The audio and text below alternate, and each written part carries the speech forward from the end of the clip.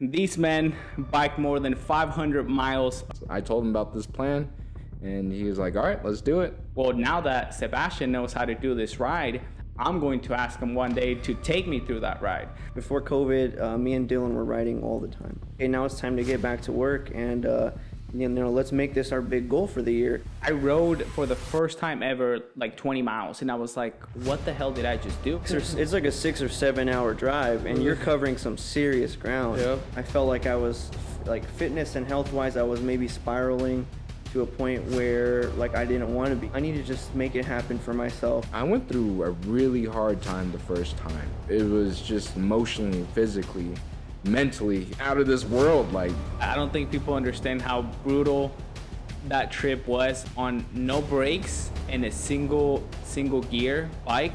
correct.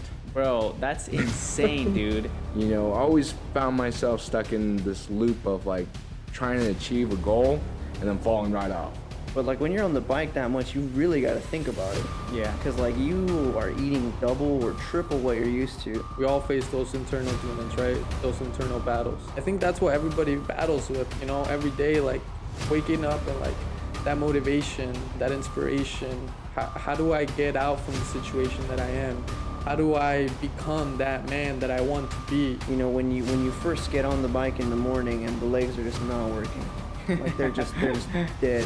While I'm over here suffering, you know, I'm on vacation. This is what I want to do. You know, this is, yeah, it's hard, but, like, these guys are gonna work maybe till they die. Dude, my legs were fucking burning, my ass was hurting, I had, like, blisters on my ass cheeks, you know, and it's, like, so many miles, and, like, I'm just trying to find comfort on this bike. And, like, we've all been at lows in our life and remember those lows, and we're like, okay, but we're not there no more, you know, we're here. And that's my motivation to get up every day and just fucking get on the bike and just do it. All right, guys, welcome to episode 15, right? 15. 15. I am excited to shoot this one today, but I do want to start off by saying I had a special message that you hearted today. That I hearted. Oh, yeah. And it was something that we spoke about last time. And today I woke up with the intention of God is going to give me the podcast name.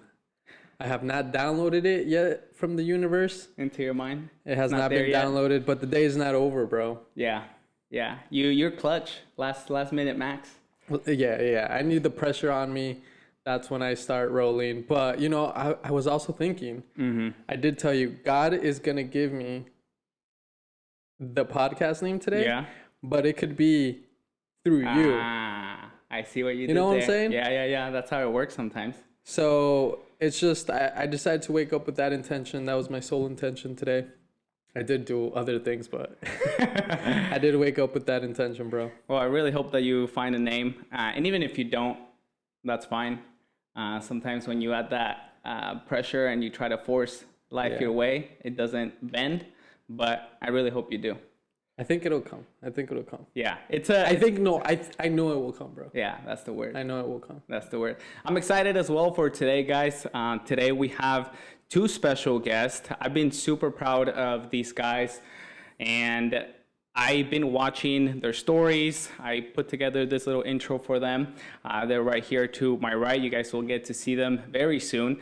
But I've been keeping up with their stories, their journey. I knew Sebastian I already gave out the name, but I knew Sebastian was telling me about doing this trip and how excited he was. And I saw him put all of this together so it could be possible. But without further ado, guys, these men bike more than 500 miles a week.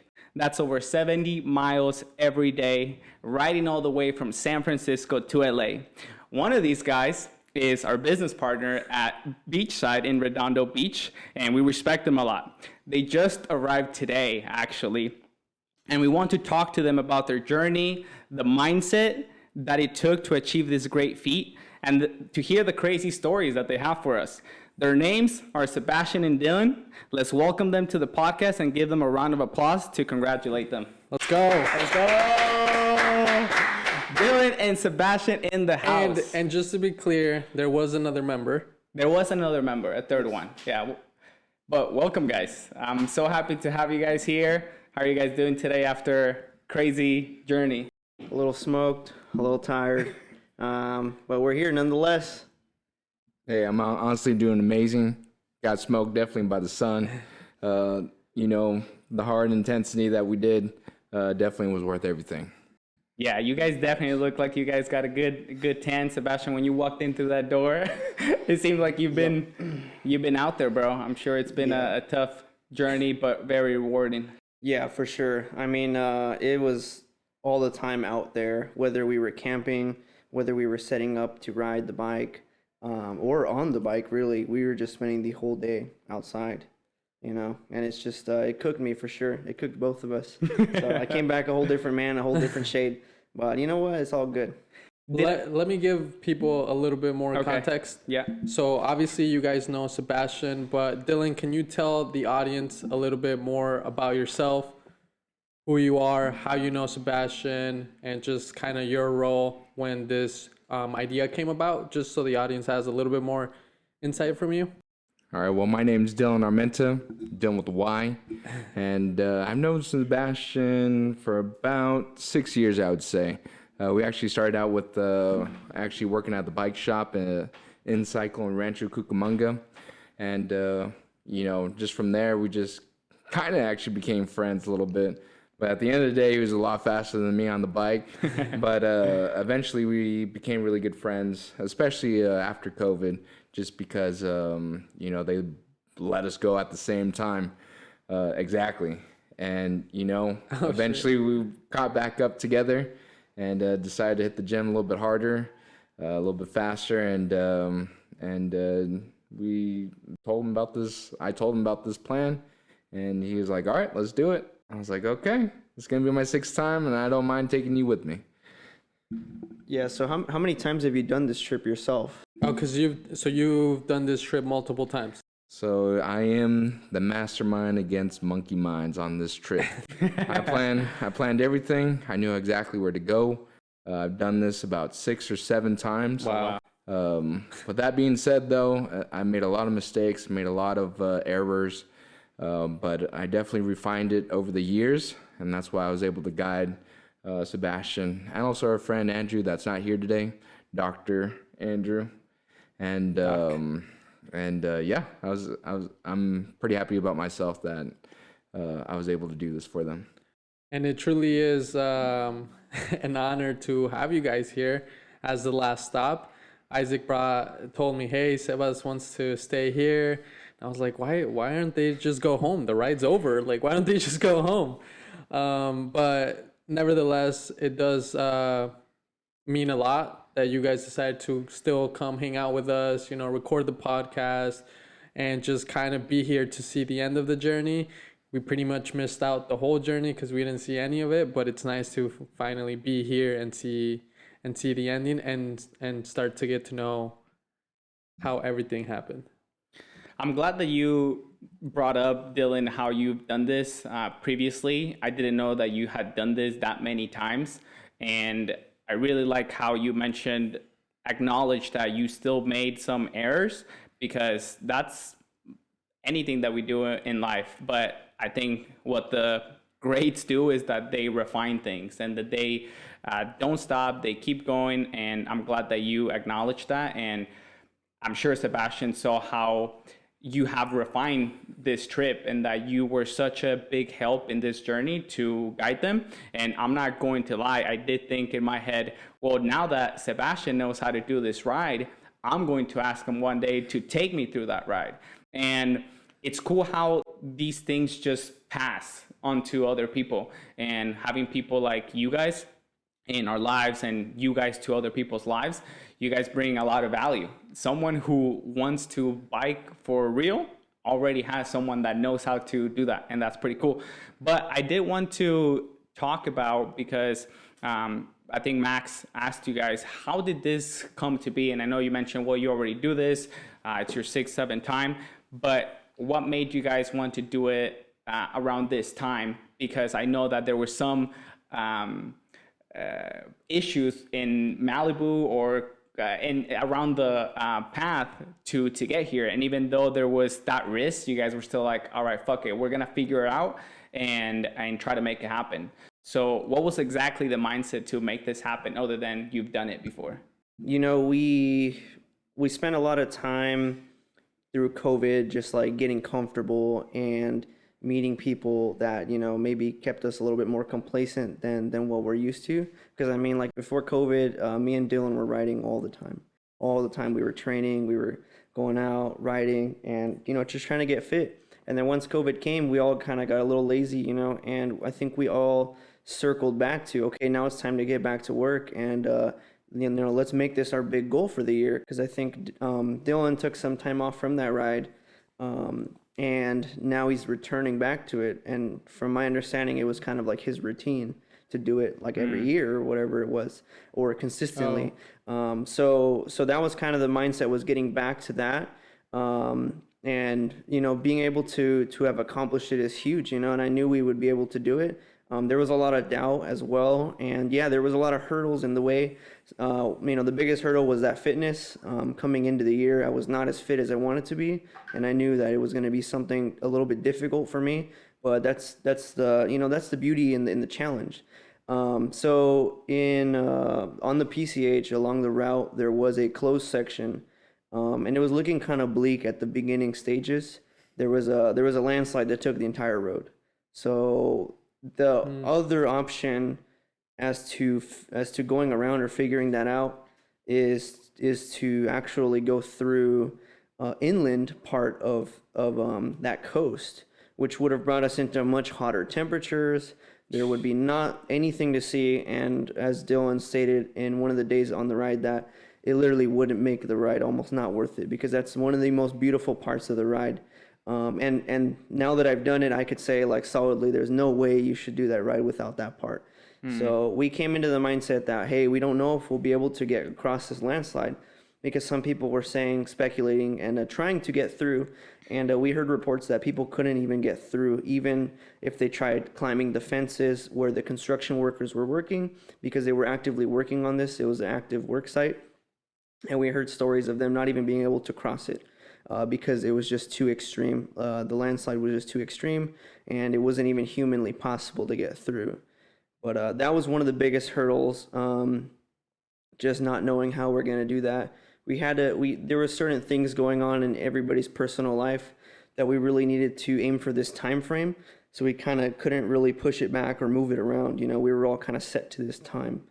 So that was one of the biggest things, you know. And then obviously right before we left, there was this whole Hurricane Hillary situation, which honestly was just rain, you know. Literally. But we were preparing for the worst, you know, because, you know, there was one day where we did get a light bit of rain, and it was pretty freaking cold.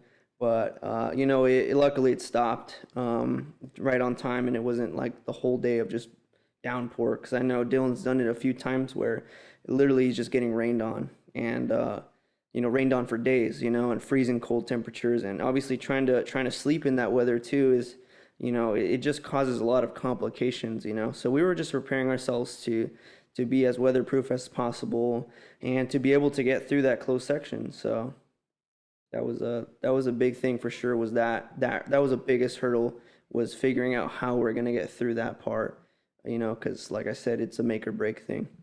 There's no detours, there's no nothing. I mean, you just got to decide. You're either going to stick inland for this amount of miles, or you're going to ride down that coast and make your way through it.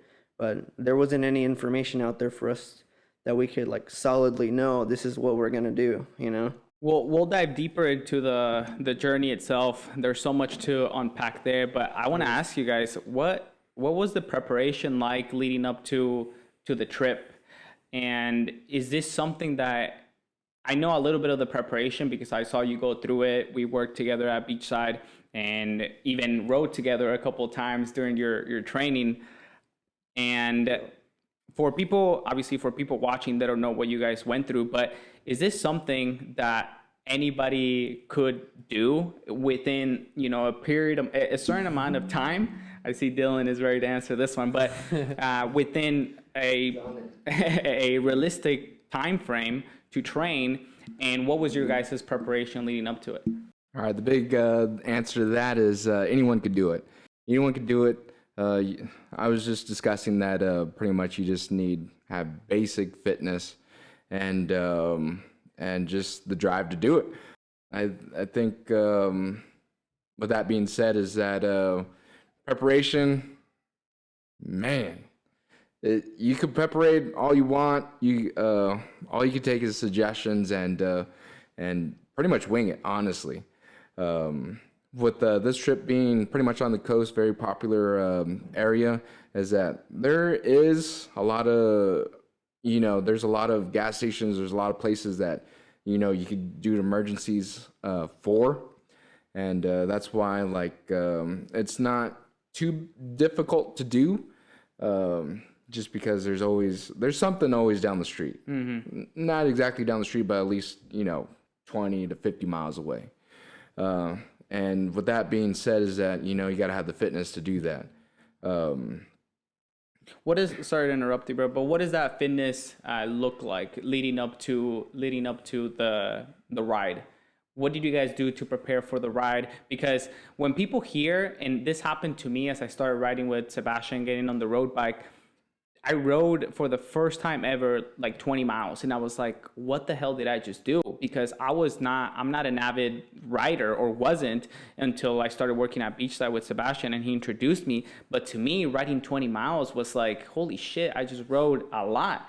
But you guys are riding, 70 plus miles every day in this trip. And to people watching this, they're probably thinking, how am I going to ride 70 plus miles? So when you say some fitness, it's like, how? It's just, it doesn't click for some people. Fitness. Yeah. So to put that in perspective, is that when you first hit the gym for that first, second, third week, it hits. It freaking hits. Yeah. And it takes a long time to recover. It takes definitely some time. But to put things into a time frame, I would say, to have that fitness, I would say roughly at least 6 to 7 months of consistent riding. And just to get like peak performance, I guess you would say, would probably be a year. Okay. Year of riding consistently. Gotcha. I don't know if you had more to add to your answer before I cut you off, but what was your guys' preparation time leading up to this? Because I know Sebastian mentioned you guys weren't like riding consistently. How long did it take you guys to be fit for this ride?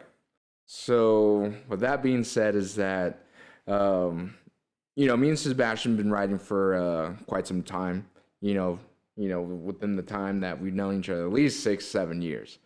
And, muscle memory is key factor of, the situation that we were in. So, we weren't riding as much.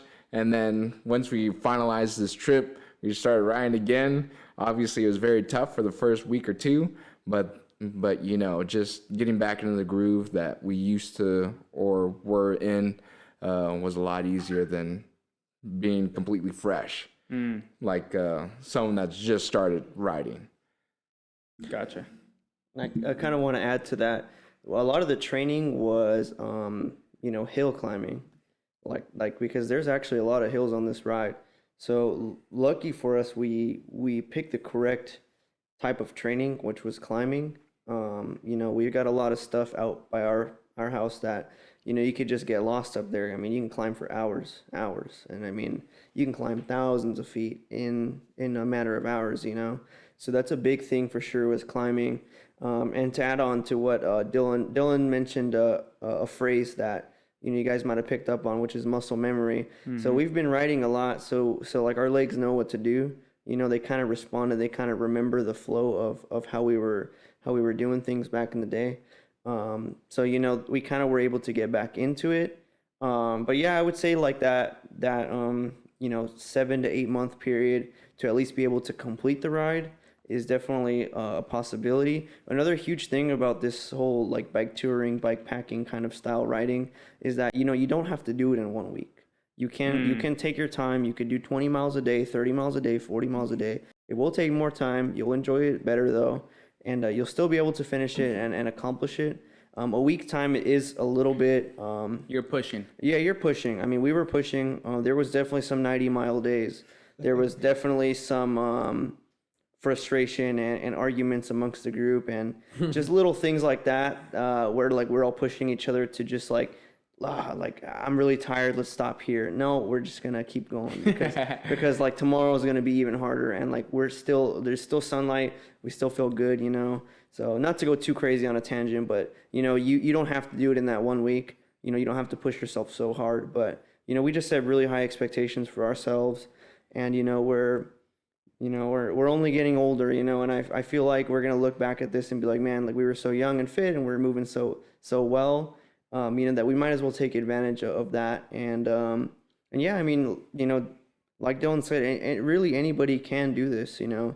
It's not like doing a timed event or a race. Like anybody can go out and decide they want to do this, get the right gear. There's plenty of sources out there where you could just look stuff up and know what you need. And you could talk to people like us that have done it before. And, you know, we'll show you the ropes, you know, but you'll never be prepared enough, you know, where you have everything 100% and there's not a single thing you could have done better.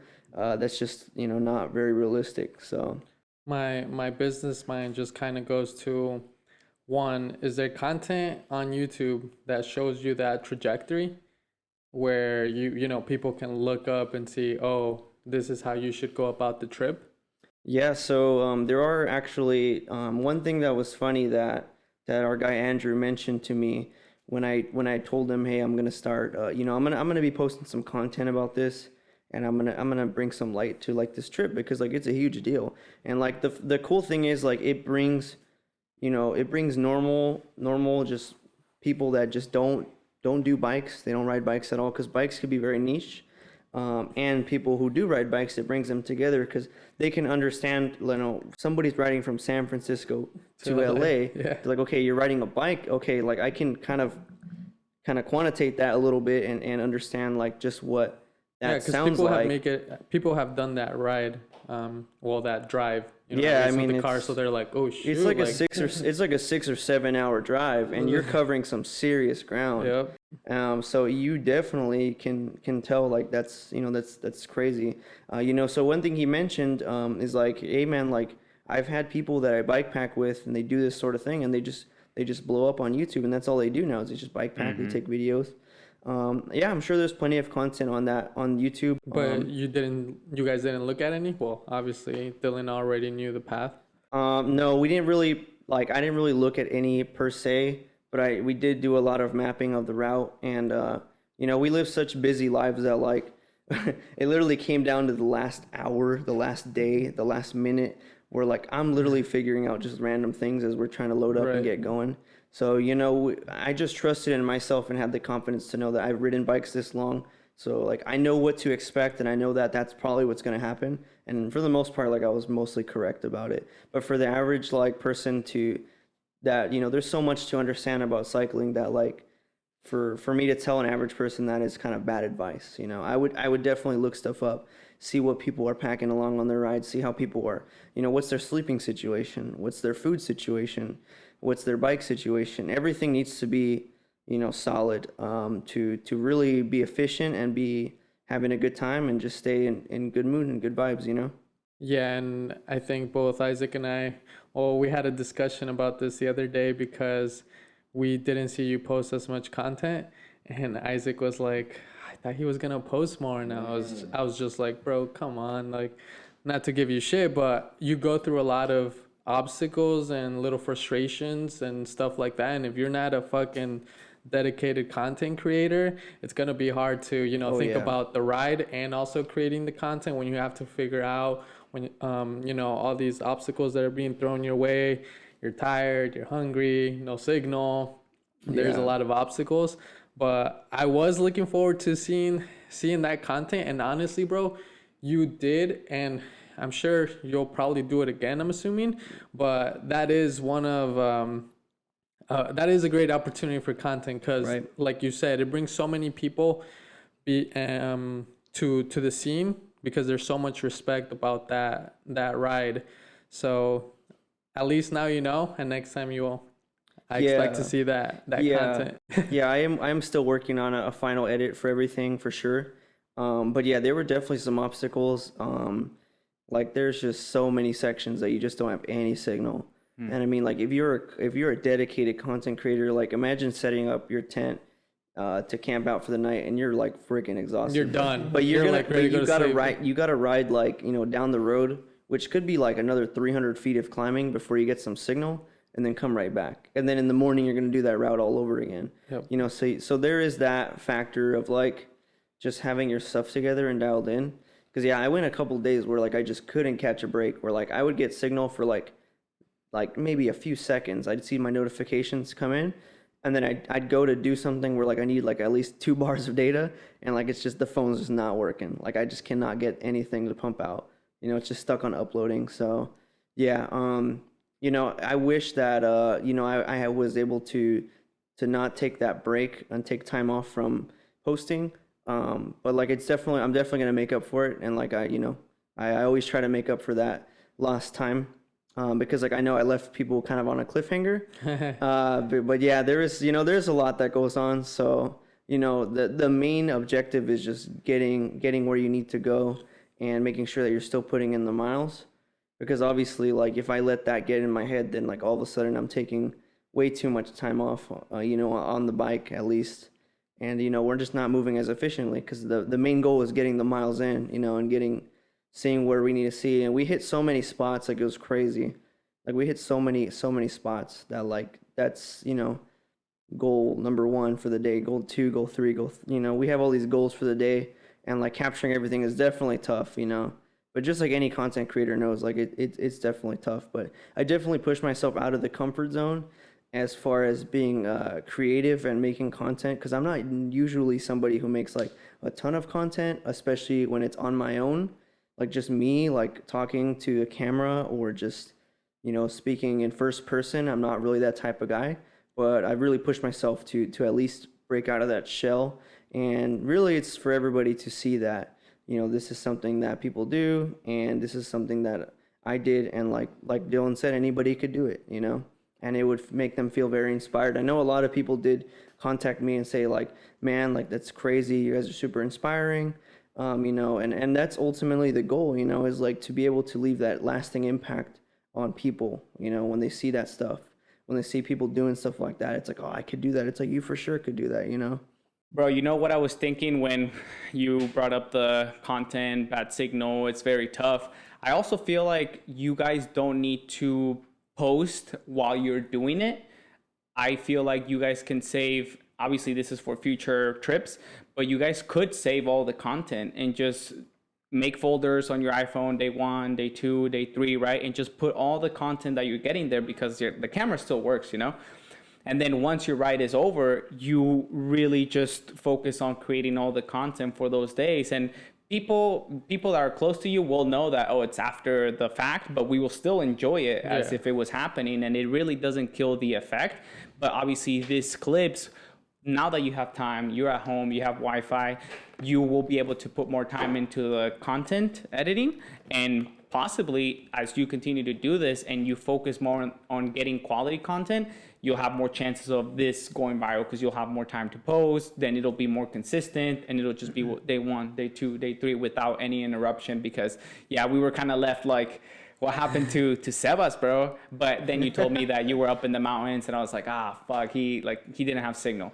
But it was just like a piece of advice for you guys in the future, if you do this again, also to think that you can post afterward every day. Yeah, definitely clutch advice for sure. Sebas, one of the things that you were talking about was the goals. That was one of my questions, because I know whenever I do something, there always has to be a goal. There always has to be something that I'm trying to attain, to keep me in the game, right? And you said that it was to leave that impression that anybody can do it. Was that your goal? And obviously, Dylan, same question to you, but I know this was your 7th time, right? Yeah. So I know it's going to be different goals, but Sebas, what was your goal? Dylan, what was your goal in this trip? The ultimate main goal personally, Yeah, that what I was talking about is something that kind of evolved as the trip went on. Is like, because we were riding down and we were seeing all sorts of bikes, all sorts of people doing this with all sorts of stories to tell. They were like, we just talk about like our personal lives, what's going on, and what's the motivation behind it, you know. And we got all these different, you know, types of approaches and answers. But I think mainly for myself personally was my main goal was just to understand and know that I can and will be able to do this, because like there was a point where I felt like I was like fitness and health wise I was maybe spiraling to a point where like I didn't want to be, you know, and I'm like, well, I need to just make it happen for myself and be able to know that I can do this. And it was a lot of you know, going on up here, you know, in the mind. You know, there was just a lot of junk up there, you know. It was just a lot of fog, and things just weren't as solid as I wanted them to be.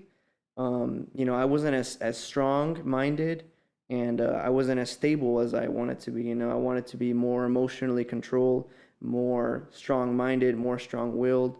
And doing something like this, and you know, riding that many miles and just like having no choice but to continue moving forward, it really helps the mind to just plant itself. And like doing something like this, ideally, you know, when you're finishing it, you know, the next life lesson that hits you, it's going to hit you a little bit less hard. You know, it's not going to be as effective in your mind. You know, it's not going to impact you as much because you've done something like this. You're like, dude, like I just rode 500 miles in a week. Like, what's this flat tire going to do to me? What's this what's this you know, cut in hours? What's this, like, you know, just regular life stuff, you know? What's this argument? What's this? What is that in the grand scheme of things? You know, it was really to plant my mind, really, and to have a strong will and to know that I could do it. But yeah, as time evolved, I kind of wanted to bring everyone along for the journey, because, you know, I wanted them to see that, you know, it is like, this is what we're doing, this is how we're doing it. And honestly, there's just so much content to grab. And, you know, there's just so much of my life that I just don't allow people to see, that like I really want people to kind of see more of. That way, you know, I get a little bit more out there, people see what's going on, and, you know, they know me a little bit better. So just to engage with my audience, you know. And Dylan, what was your motivation, you think? I mean, I know you've done this a ton of times, but, you know, there's got to be something special this time around that. You know, we don't got to dive too deep, but, you know, there's got to be some motivation there, you know. What was that for you? Well, let's dive a little deep anyways. Let's dive a little bit deep anyways, because here's the origin story. Origin stories is the best story. Well, funny thing is that, you know, I did this 8-9 years ago. So I didn't have YouTube. I didn't have, you know, a lot of content resources. Creators. Yeah, a lot of resources on doing this trip. Shout out to my boy, Ricardo. Me and my buddy, Ricardo, first decided to do San Francisco, LA trip. And let's just say I really roughed it. It was insane amount of time. It was absolutely ridiculous. Let's just say we got to San Francisco, only had $200 in our pocket. $200 on our pocket, and we had to make it home. And so pretty much with that being said is that I just packed everything in my kitchen. Just clothes and just ridiculous stuff. And you know, because of that is that I learned a lot from, and I started refining the bike, the everything. And just with that being said is that, you know, I went through a really hard time the first time. And you know, it was just emotionally, physically, mentally out of this world, like because I did it on a bike with no brakes. I did it on a bike with a single gear.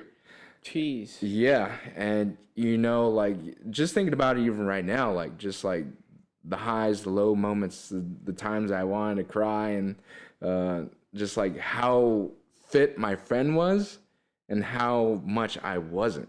Yeah. And I let myself down in a way because I couldn't keep up with my friend. And, you know, I always found myself stuck in this loop of like trying to achieve a goal and then falling right off. Falling off, and then just like, God damn, what happened? You know, I did this amazing thing, and all of a sudden now I'm back into the same loop. And, you know, with just failing and trials and tribulations, one of my favorite sayings is callous the mind. Callous the mind, so you could be ready for anything. Yeah. And, even with me doing this 7, 8 times, I learned something new even, this trip too as well. I had a hard time listening to the people that I was actually guiding, and that was a big mistake because, I thought I was like the pro, obviously, because I know the streets, I know the route, I know the places to go, everything. And I wasn't listening to Sebastian and my friend Andrew too on what they needed. And I'm definitely gonna write that in the books now, for my next trip, or care about the people that you're gonna go with too as well. Because I've always been, the one in the back, not saying anything, but now I'm the pro, and now people look up to me to achieve what they want to do, mostly for this trip. And I definitely learned a lot, and it's always building blocks to keep it going. That's an awesome That was origin beautiful. story, bro. That was honestly beautiful, man. Yeah. And That was inspiring. And it's crazy that I don't think people understand how brutal that trip was on no brakes and a single gear bike. Correct. Bro, that's insane, dude. But I do want to dive deeper into the everyday life, the logistics, because people are thinking, wait, you did it from San Francisco. How did you get there? Where did you sleep? When did you start? When did you go to sleep?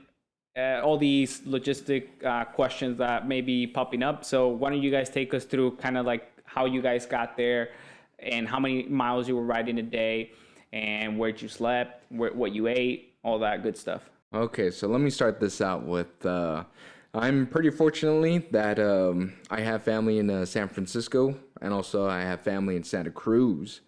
And that was like one of the main starting points of why I wanted to do this, is because my sister lives in San Francisco.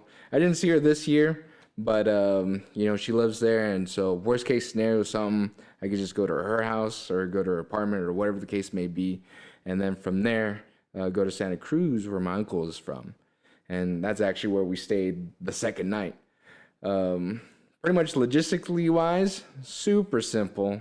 Wherever you're living or whatever the case, San Francisco is obviously very populated. Where we live is very populated too. So car services, rental cars, or U-Haul or something like that, just rent it for the day, or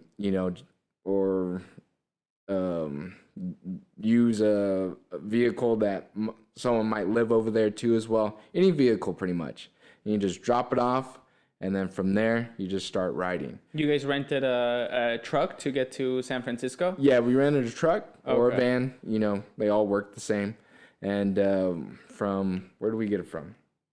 Well, we rented it from Enterprise. We picked it up, and in Enterprise you could just drop it off anywhere, So we picked it up. We dropped it off in San Francisco, and then from that point on, we were all on our own. We stayed at what's called a hostel. So it's pretty crazy. It's basically, you literally have a stranger underneath you or on top of you. There's 8 people, 4 bunk beds in one room. And it was hot as hell. It smelled like shit. And, and yeah, it was pretty crazy, but it was $37 a night. In San Francisco, that's unreal. So, and we're just staying one night. So we're like, all right, cool. Let's take the hostel for the night. You got Wi-Fi, you got, a shower, you got breakfast. It's okay. It's whatever. So, you could go fancy, you could go big. But for us, we rented the van, dropped it off, stayed at our place. And then from there on out, we were on our own. We packed tents, sleeping bags, air mattresses, and even a little blow up pillow. We all had one. It's just for, they pack so small that you can manipulate it to fit on your bike, with types of bags. That's why they call it bike packing. it's kind of like backpacking where you stuff all this stuff in your backpack. It's almost like packing when you're traveling. You only get, if you only get one suitcase, or, you got to make it work. Yeah. So you're just packing everything, your essentials, and you really got to think it through. Your toiletries, your food, your clothes, and like I said, your sleeping situation. So tents, we all had tents. We all had our own tents, some big, some small. We all had like a little blow up pillow. You literally just blow into it and it blows up and it compresses down to like literally like smaller than a soda can, and you just got to figure out where you want to put all this stuff on the bike and how you want to weigh your bike down, and where you want the weight to be, so from that point on, we were just all on our own on the tents, finding campgrounds. But fortunately, that second night, I believe, we did stop in Santa Cruz at Dylan's uncle's, which is really clutch. We still slept on our air mattresses and like knocked out on the couch, and like it wasn't no 5-star experience, but hey, we had a roof overhead, and that's all that matters. And we had access to some clean water, a shower. That's all you need, But yeah, so from that point on, we were hitting up those campgrounds. These a lot of the state campgrounds I learned from this trip, because like I learned so much from this trip because I had no idea what was going on. Most of the time I was just kind of along for the ride, and I just let Dylan lead the way, and I was like, all right, cool. I don't want too many, the saying goes, too many cooks in the kitchen. I don't want too many cooks in the kitchen. It's going to really complicate things. I'm just going to wing it, and based on what they're telling me, I'm going to kind of figure out what I want to bring. So from there on out, those state parks, they have what's called hike and bike rates. So if you're a hiker or a biker, you're gonna go in there and you're gonna see that they have a hike bikes, which is like basically $10 for the night, and you could just pitch your tent up in this little section that they have plotted out for hikers or bikers. So instead of paying like, when you go to the campground, they're gonna charge you for the parking space and being able to light a fire, the access to power and water and all this sorts of stuff in the shower and this and that. It's a lot cheaper when you're on the bike, because you're just passing through. And they know that, you're not going to use a lot of resources. You're not going to make a big mess at the campground. You're going to leave it better than when you found it, So yeah, we were doing a lot of that campground scouting. There's a lot of campgrounds to hit on the way. Yeah, we hit a lot of campgrounds. Some nice, some not so nice.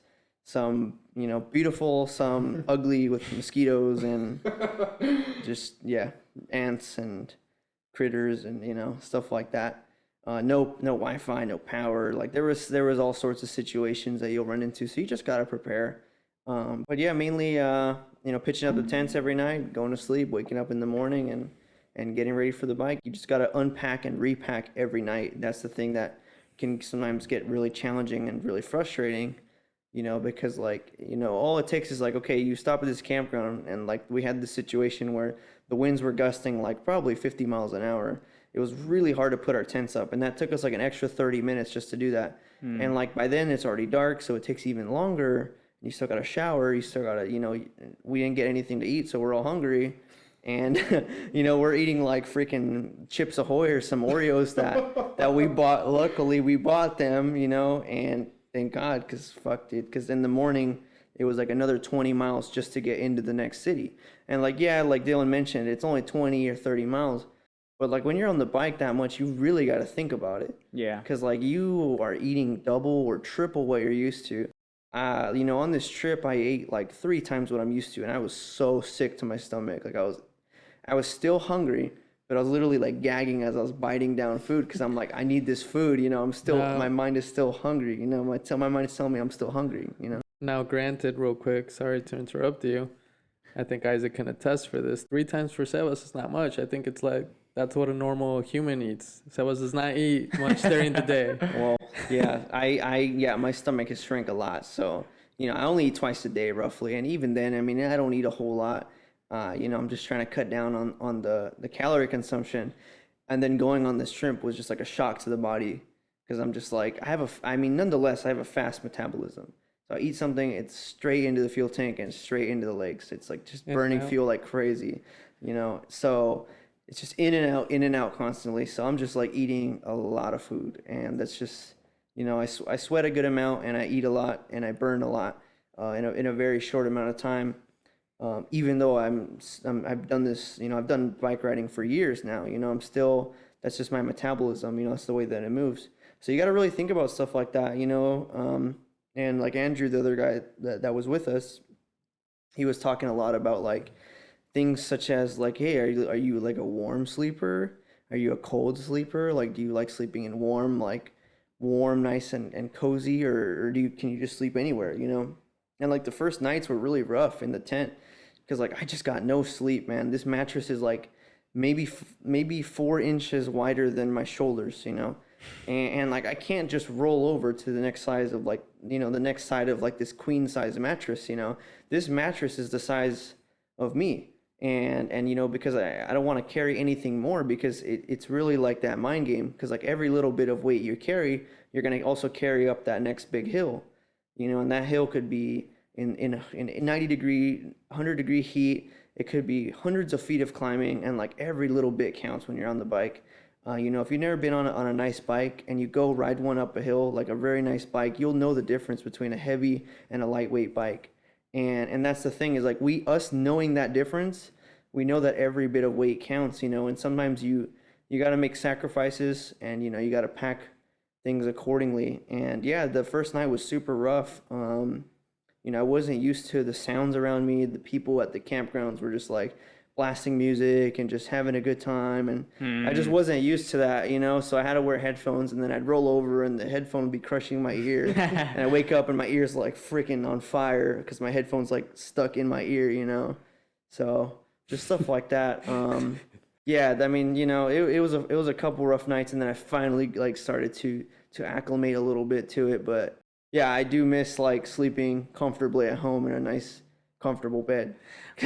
What time were you guys starting to ride in the morning, and what time would you guys end? It varied slightly, but for the most part, our main goal was to enjoy this trip as much as possible. With that said, we were sleeping in. We were sleeping in a little bit. 9 to 10 o'clock was our leave time. Okay. Mainly because in the morning it was very cold as well. So like that adds a layer of complexity because you don't necessarily want to leave in the cold, but also everything is covered in dew and moisture. So you kind of got to let your stuff dry out. Like your shoes are covered in water, your bike's covered in water, your helmet's covered in water, and your whole tent is covered in water and condensation. So you got to shake it out, let the sun come in, burn that off, dry out while you're like maybe changing or maybe getting some food in you or repacking your bike. There's just so much to do in the morning when, you unpack and go camping, just like if any of you guys have gone camping, like, what I mean to repack, but it's just so much more complex when it's on a bike. So that was that 9 or 10 o'clock leave time. And then, we try to get back an hour or two before the sun sets. But yeah, we'll be out there, 8 hours, 7 hours, and maybe only get 60 miles, just depending on how much climbing we have to do. Some days we get the 90 miles in, and because it's nice and flat, and the wind was good to us. It was pushing us instead of pulling us back, So yeah, 9 to 10 o'clock was our aim time to get up in the morning and get out the door and get on the bike. I want to talk about, because both of you, we all do. We all face those internal demons, right? Those internal battles.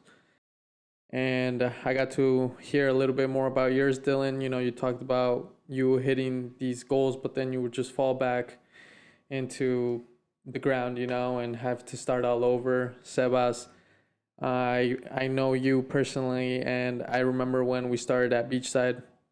I mean, you look in much better shape now than you did when we started. You were a little bit chunkier back in the day. Yeah.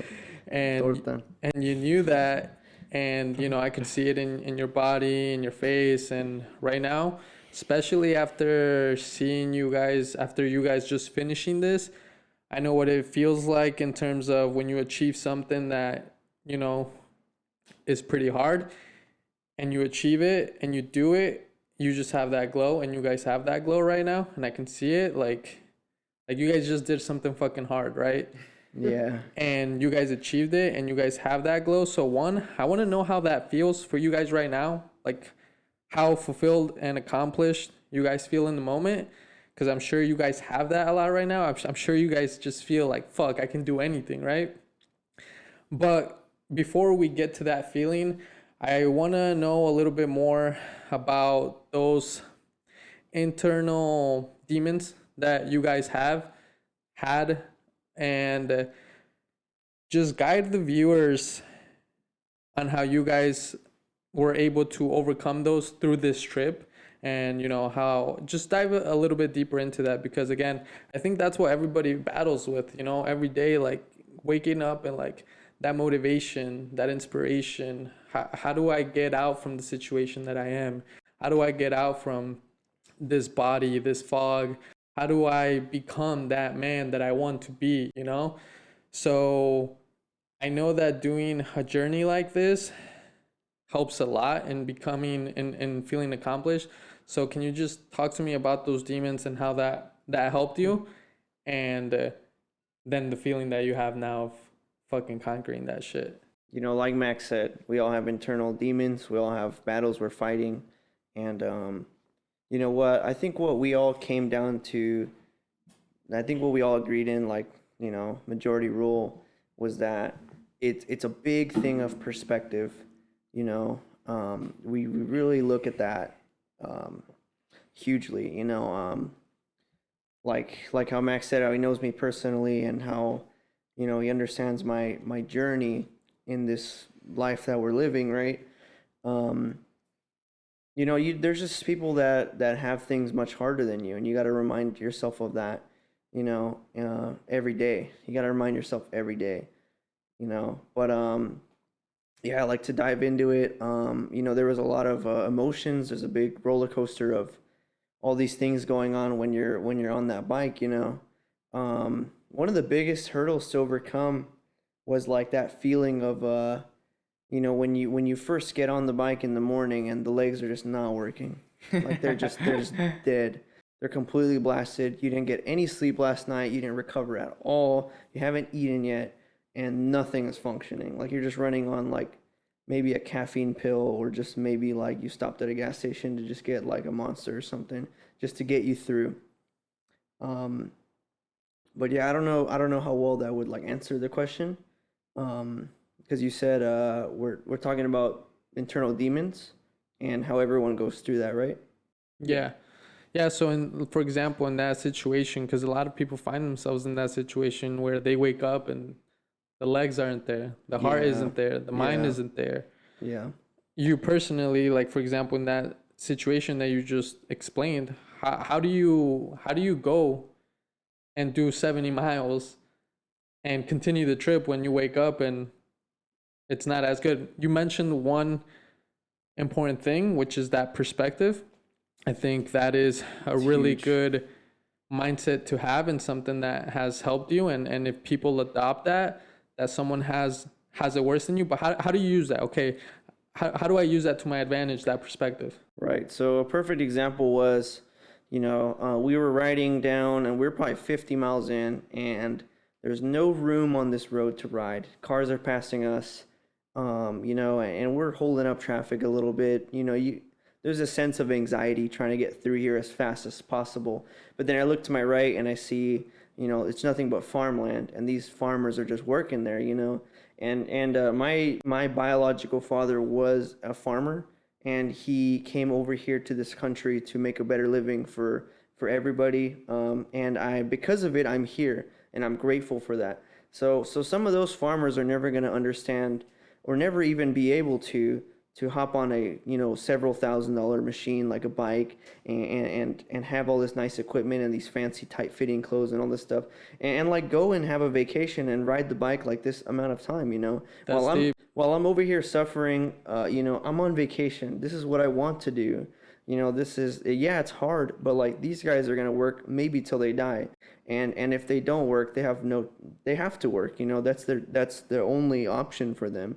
And I'm talking about hundreds and hundreds of farmers we passed, and like I really feel for them. Like I look at them, I nod, they nod back. They know, we see each other, we understand each other, and there's just just one look in the eyes, and we're like, okay, like I know your struggle, and I respect you, and we respect each other. And that's the big thing about perspective that really hit home on one of that ride, because I was like, dude, my legs were fucking burning, my ass was hurting, I had like blisters on my ass cheeks, and it's like so many miles, and like I'm just trying to find comfort on this bike.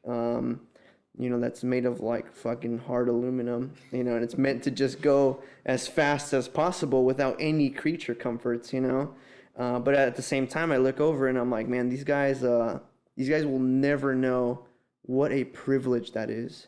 Like, it's like, yeah, it sucks. Yeah, it hurts. But like that, what, dude, like any one of them would be down to do stuff like that, and they might not have that opportunity. And it's like, they're still going to be there smiling and happy, doing their work and doing what they need to do to provide for their family and to provide for the people around them. And that's a beautiful thing, and like we all have those moments where like we kind of sit there and we'll watch something on Instagram and we'll be like, God damn, like these people have shit really hard. These people have this shit really hard. So like this climb, this uphill, this heat, this sunburn, it's nothing, bro. This hunger in my stomach, it's nothing, bro. Because these people just have it so difficult, and you got to remind yourself that. And like we've all been at lows in our life and remember those lows and we're like, okay, but we're not there no more, we're here. And that's my motivation to get up every day and just fucking get on the bike and just do it, That was me for sure. That is very beautiful, and I can definitely attest to that, guys. I remember being at the bike shop, and I do think this is one of your strengths, is having that perspective. I remember being at the bike shop not too long ago with our new employee, Robert, and you guys were moving bikes, and Robert was kind of being a little bit lazy with it, and you were like, come on, man, it's just bikes. Like, we're not doing construction and, beating your body up like crazy. And that was a very good example, and you really put it in perspective for him. And it's like, oh, fuck, like you made it so easy in his mind, So that is a key takeaway, guys, from Sebas that he just dropped right now, is having that perspective in your day-to-day life and just understanding that someone does have it worse than you. And at the end of the day, we are very privileged, and there will always be someone that has it worse than you. So thank you for that, Sebas. Dylan, what about yourself, man? Because I know you like the question as well. I would like to know what demons you fight with. Man, I definitely love this question. Well, that's what pretty much separates from us from everyone else is the human emotion. Human emotion is probably the biggest thing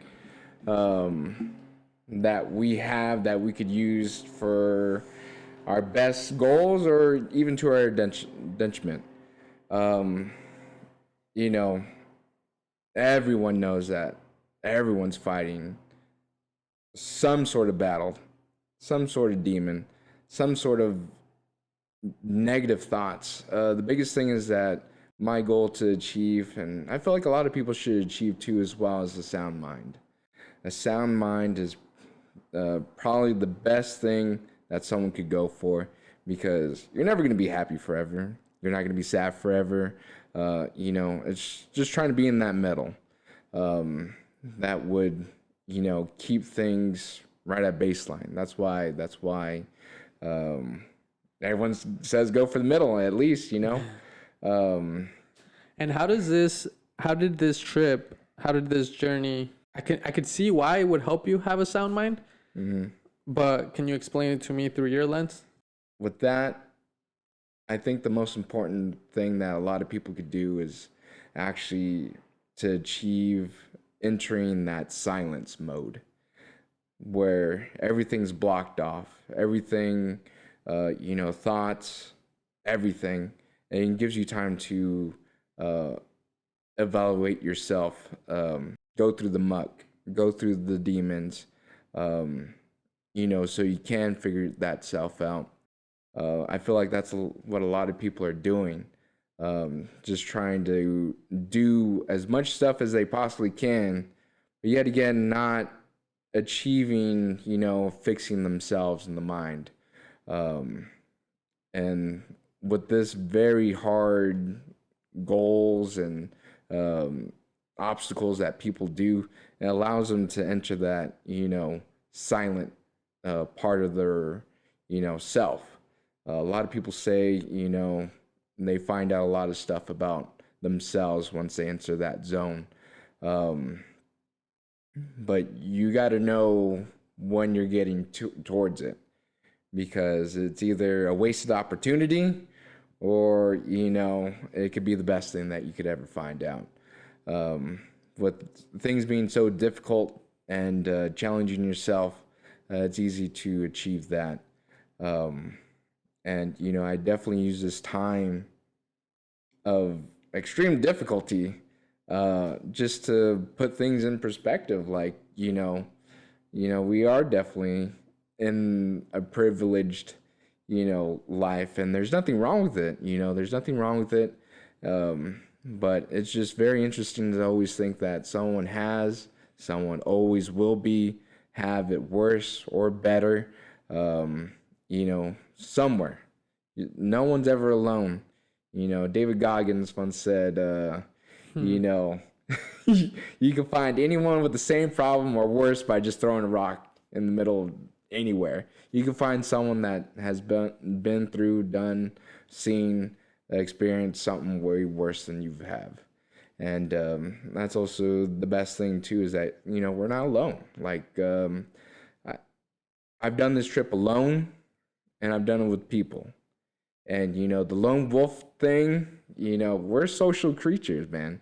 And every single time that I've done alone or I've done it with somebody else, like, being with someone else is, the way to do it, because, it's either that I'm feeling down, but they're feeling up, and then they bump me up, and then vice versa for the same thing. I think that's very important for a group of people to find someone, to lift themselves up. Same goals, same mentality, just because, someone's pushing somebody. Yeah. And, and no one can do it alone, man. They can't do it alone. It's too difficult. It's too much stress. There's very few people, obviously there's people that do it alone. But, I think life is a lot better with people on your side. I kind of have two things to piggyback on that, which is like the most recent statement that Dylan made that I liked was, we live in a privileged society and a privileged life for the most part. If you guys are all out here watching this, then like chances are you've got an upper hand on third world countries, or just people that don't have these types of amenities and these types of accessories, really, or luxuries. So I think the main takeaway is like life is easy, but to get that solid and sound mind, you got to make life a little hard for yourself. Like you gotta challenge yourself and make life hard, so that you can get back to that mindset where you're like, okay, like life is really hard right now because I decided to do this really stupid, crazy bike ride, but like I understand that like it's helping me get to my best mindset. And on that same note, something that he mentioned is like entering that silent mode, which I like to call like a flow state. You enter a flow state. Like earlier today, I had this weird flow state going up these hills in Malibu, where like I just wanted the hills to continue on for miles. I was like, I'm mad that this hill is not longer. I was like, because there was so much anger in my mind and so much of this fog and cloud and emotions that like I was just letting it all out on the bike. And I was like, I just want this hill to go on forever. I just want this pain to continue, And that's that flow state. And then once you get out of that, you're like, damn, like I'm an animal, dude. Like I can do that shit, And like if I ever need to do something where it's life or death, I can channel that energy and make it happen for the people around me, for myself, or whatever, Because like, the chances are you will encounter some sort of life or death situation in your life at some point. And going through something like that, you're like, okay, like this is like my primitive mind telling me that this is like possible and that I will overcome. So entering that flow state and being on the bike is hand in hand. I mean, like the bike is already such a flowy type of vehicle. When you're just pedaling and it's just smooth road, you got, your tires are just rolling right under you and you're just covering some serious ground, And, you might have some headphones in, or you just might be tuned out, or, there might just be a little bit of silence around you, and you'll enter that flow state. And that goes with most sports, you'll enter that flow state and you'll really learn a lot about yourself, It's usually in the times that you're hurting the most, but like your mind just decides to shut off, and it really teaches you what you can do, So it was crazy to feel that when I was going up those hills. I was like, man, like, give me more, bro. Like, this is too easy, give me more.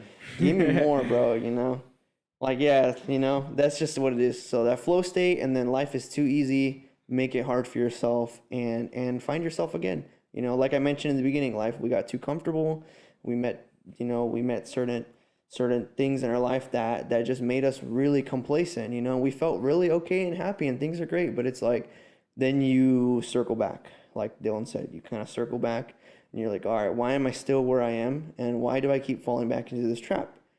And that's just it. Life. Well, you need to make that life hard for yourself sometimes, and give yourself some really hard goals, and make sure that you can do it. Be confident in yourself, and get out there and do it.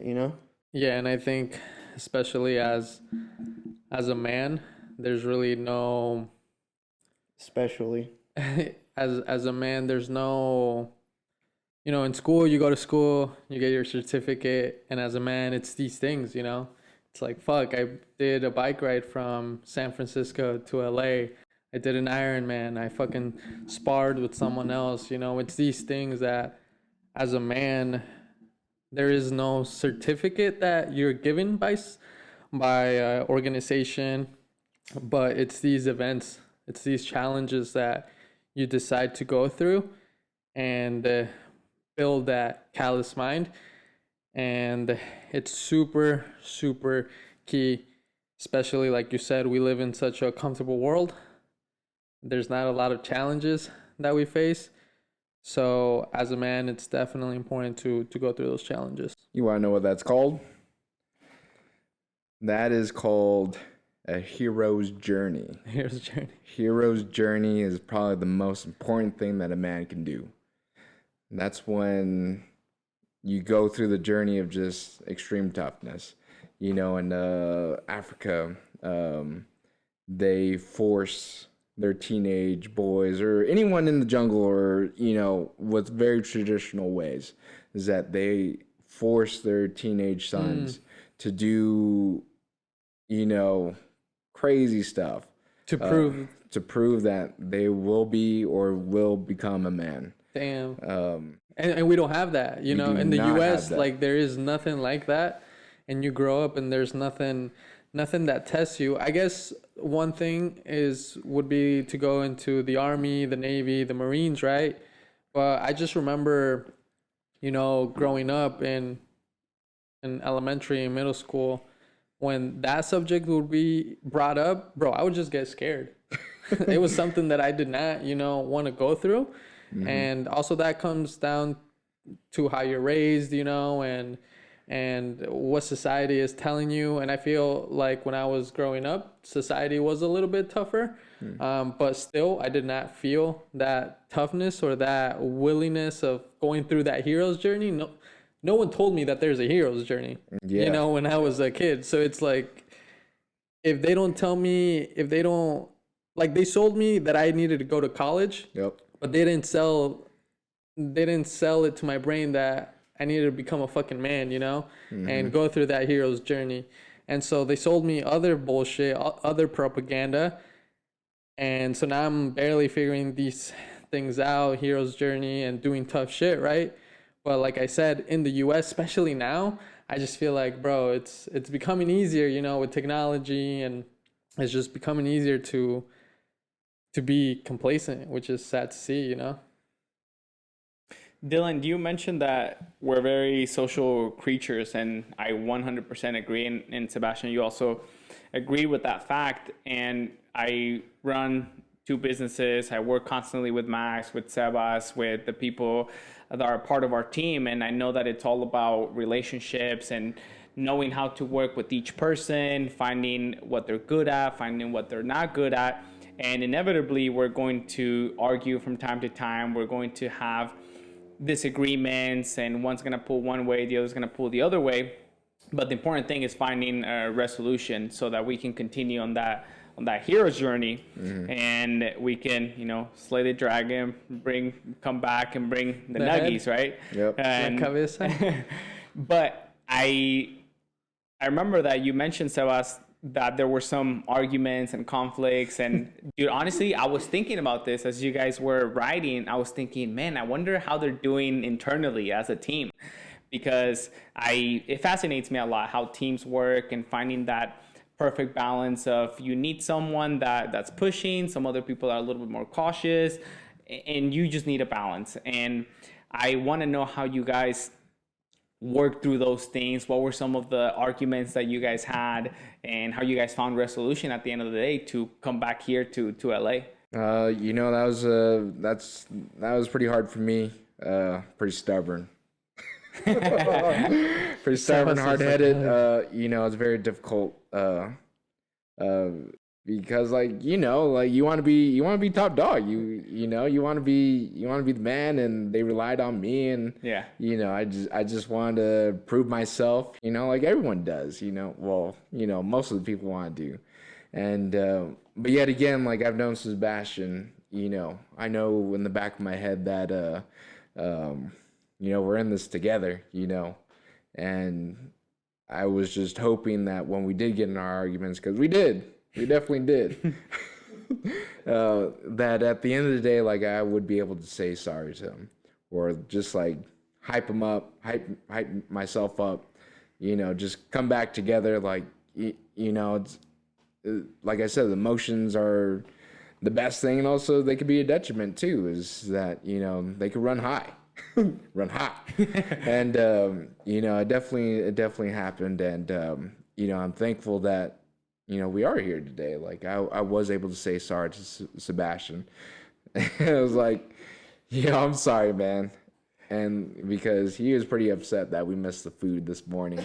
But you know what, it was yeah, there's a lot of construction, and I was looking around, I was like, oh, well, I'm pretty sure there's another spot down the street. But lo and behold, There was no spot. no spot until this giant hill we had to do. Dang. But you know, I've been practicing fasting. Fasting is the way to go.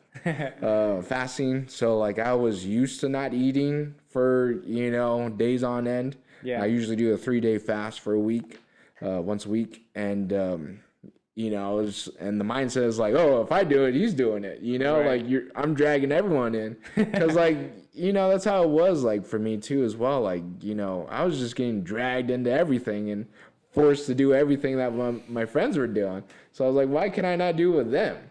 And but you know, it doesn't work like that. It doesn't work like that. You have to discover what would be the best for everyone. Yeah. And you know, that's the most important thing about being a leader too. You know, I really never had leadership, you know, in my life, really.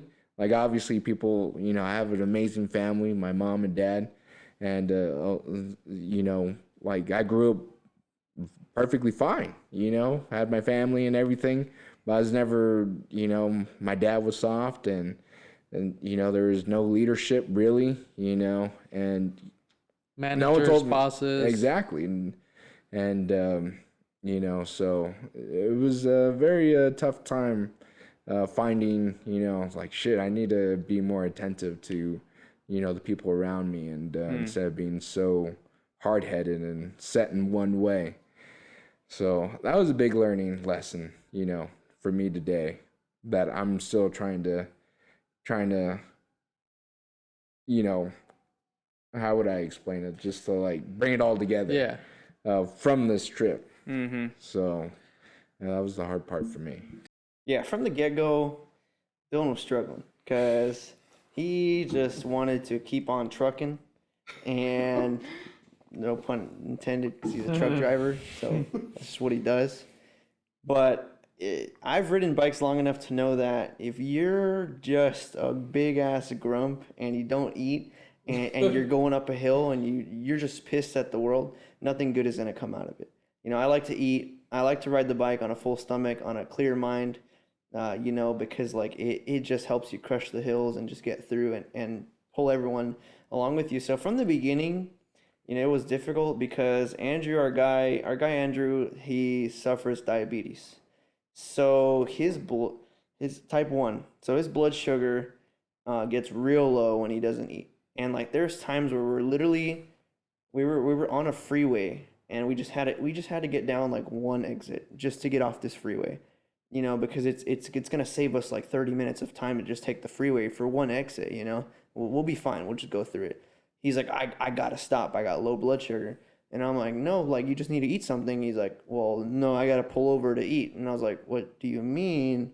Because, like, I've done races where I literally will take my jacket off and on while racing the bike. And, like, there's people, like, during the race that are going to, like, pulling over to take a piss while they're still rolling down the road. You know, it's like these people just do all this stuff on the bike. It's like that was really frustrating, I think, for both of us, you know, is to have to deal with those things. But, you know, I was the burden at times as well, because, like Dylan mentioned in that morning, was like I had literally said from the time we woke up, I was like, man, I don't know why. I was like, I'm freaking starving. I was like, I have no energy and I'm starving. And, you know, Andrew was like, okay, cool. Like, we'll find food immediately.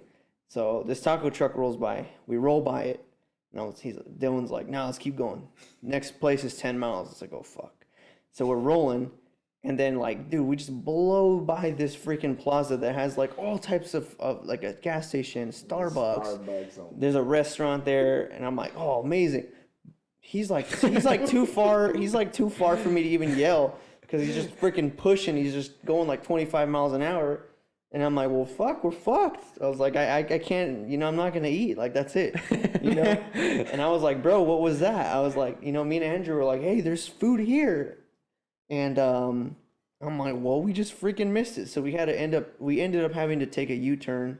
I went against traffic on the bike lane to get back to the Starbucks, see like a coffee and a couple, like, the little sandwiches that they have, which wasn't even all that much. It lasted me like the next 10 miles, and I burned it off already because there's so many hills. And the LA heat was really, really getting to us, you know? But I knew that, so I was like, no, we need to stop, bro, because, one, Andrew is going to get low blood sugar if he doesn't eat the correct things. And two, like, I'm going to have low blood sugar because this is day 8 of, you know, day 7 of us riding. And, like, we just did 90 miles yesterday, and I'm fucked. Like, I'm fucked. Like, the legs were not working. I was dehydrating, and it was like everything was just finally hitting the fan for me. And I was like, damn, dude, you know. But yeah, I'm really glad Dylan was able to overcome that kind of like machismo type of, you know, way of being, you know, because I always say, like, it is, you know, there's an extent, like, yeah, you could be solid as a rock as a man, but, like, you got to know when to just take a step back and observe the situation. Mm-hmm. It is part of being a leader. You know, you do want to make the right calls. Because one, you know, but what I am grateful for is, like, we all came together, we all finished together. Nobody got left behind.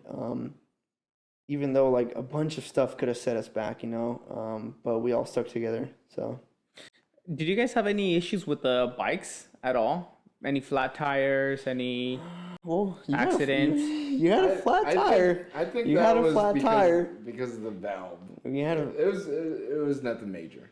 Nothing major. Dylan had a flat tire. That's what he's trying to say. I just needed to pump it up. Dylan, we roll out of bed. We're getting a late start. And, like, the last thing I do is always I touch my tires to make sure we're good. We start on a straight downhill, like minus 10% grade. Like, if this was a mile stretch of downhill, we easily could have picked up 50 miles an hour. We go straight down, and I just hear, like, an awful noise. And I look, and Dylan's got a flat tire in front of me while going through a corner. Like, full speed going through the corner. His tire's, like, rolling off. Damn. And I was like, oh, my God, dude. I was like, why didn't you check your tire before we left? Like, that's the first thing you do, you know? I always check the tire last. Like, that's that, like, I checked the tire just to make sure we're good. But we started on a straight downhill. He got a flat. I dropped my chain a couple times. I actually dropped my chain on the downhill, and I picked it back up with my hand, and I put it back on the chain ring, because like Dylan really likes to keep trucking, and I know that, and I like to keep trucking too. When you're in that flow, like, stopping, you know, because that downhill is straight into an uphill. So if you lose that momentum, it's just man, like, every little thing counts when you're out there on your own and you're out there cycling. Like, dude, like, you really just don't want to have to deal with that. So I actually got down with my hand, and I picked the chain back on to the chain ring while I was still riding.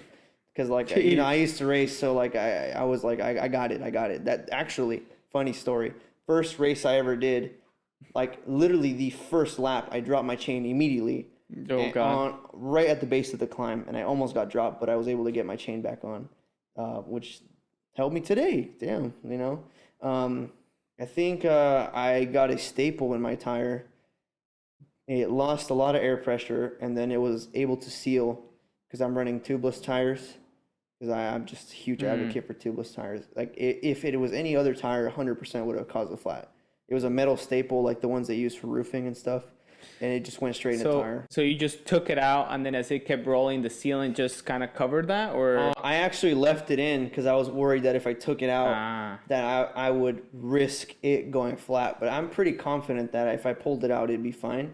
Because the tire does have sealant in it, so it just seals itself. Does it still have at this point? It still has it. I'll probably take it off like one time when you get officially back home. I'll pull that staple out, and I've seen tubeless seal up to even like big, like I'm talking like 5-inch screws. So it just sealed over time as you can continue to ride. Yeah, as I continue to ride. Okay.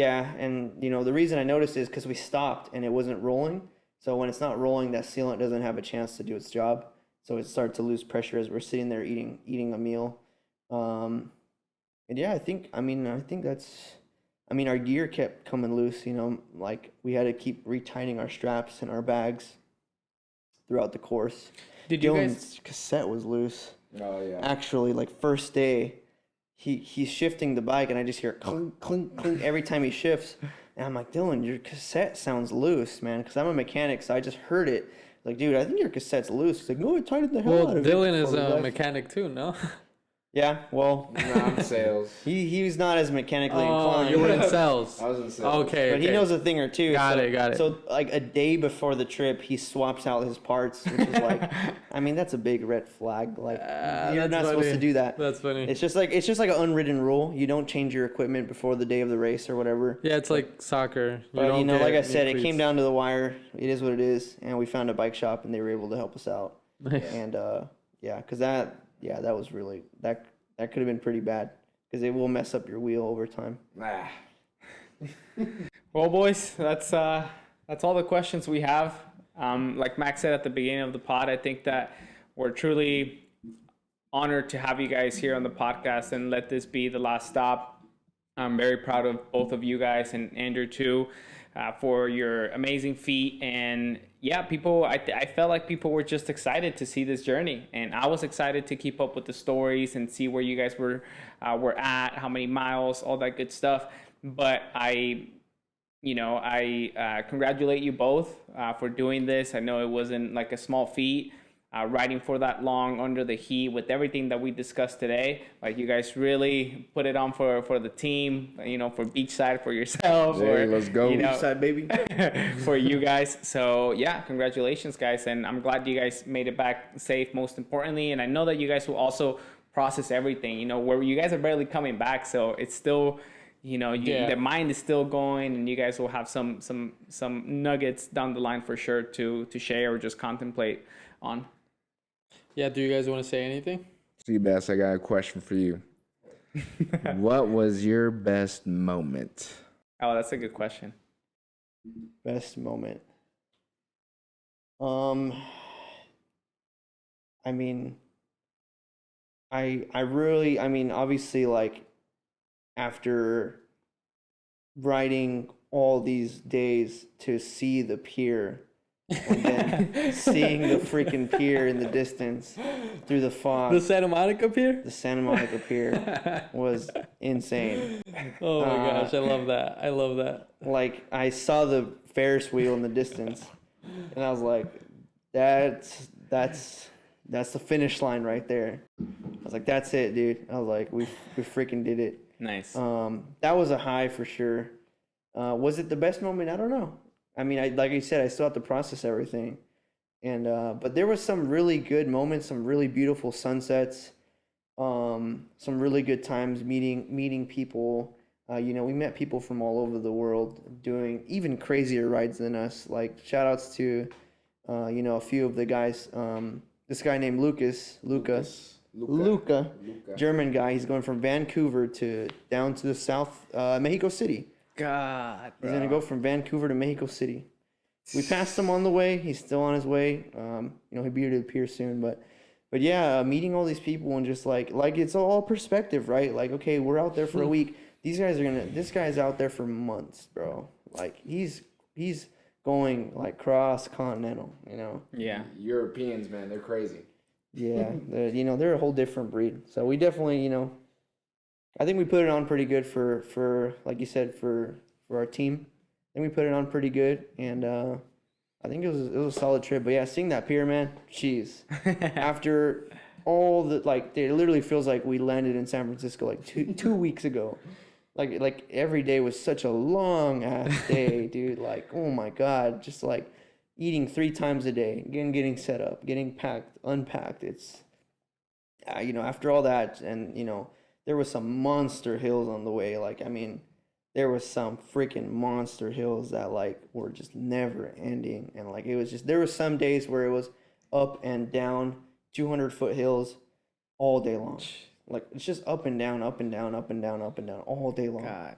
Hey, you're supposed to be selling them a good time. It's the best time ever, I promise. It's worth it. There you go. All right. I think that's it for today, guys. Thank you so much, as Isaac said, and for all the viewers, again, just push yourself to that next level, the level that you have not seen of yourself before. We have 2 wonderful people today that shared a little bit of the nuggies from their trip from San Francisco to LA, and now they're going to continue on their journey. Thank you so much. Thank you, Isaac, for setting all of this up. For sure. Thank you, guys. It was a pleasure having you guys, and hopefully you guys enjoyed sharing your story. Yeah, thanks for having us, man. All right. Peace out, guys. See you guys. Peace. All right. What do you guys think? That was pretty cool. Yeah. Dope. I had a good time. It goes by fast, doesn't it? Yeah. It's not as long as you would think. Mm-mm. You drink your fucking water, man. What was it? Dehydrated.